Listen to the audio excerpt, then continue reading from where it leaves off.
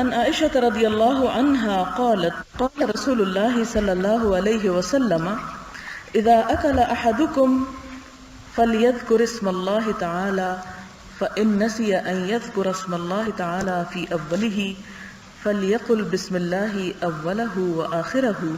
رواه أبو داود والترمذی وقال حدیث حسن صحیح۔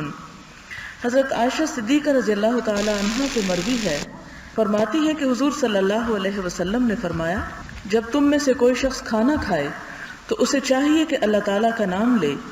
اور اگر کھانے سے پہلے بسم اللہ پڑھنا بھول گیا ہو تو یہ الفاظ کہے بسم اللہ اولہ و آخرہ، یعنی میں اس کھانے کے اول اور آخر اللہ کا نام لیتا ہوں۔ اسے ابو داؤد اور ترمذی نے روایت کیا ہے اور کہا کہ یہ حدیث حسن صحیح ہے۔ یہاں پر یہ بتایا جا رہا ہے کہ اگرچہ کھانے کی ابتدا میں بسم اللہ پڑھنی چاہیے، لیکن انسان ہے اور انسان سے بھول چوک ہوتی ہے، اگر پڑھنا بھول جائے تو جس وقت بھی یاد آئے درمیان میں کھانے کے، حتیٰ کہ آخر میں بھی اگر یاد آئے تو بھی دعا پڑھ لے،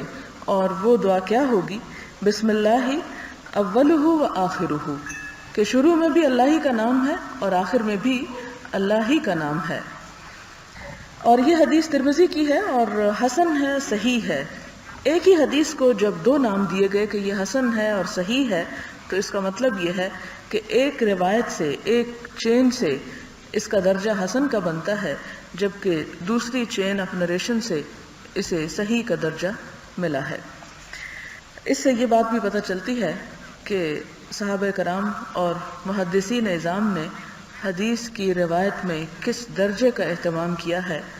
صرف یہ کہہ دینا بھی کافی تھا، لیکن علمی امانت کے طور پر اس کے دونوں درجے بیان کیے ہیں۔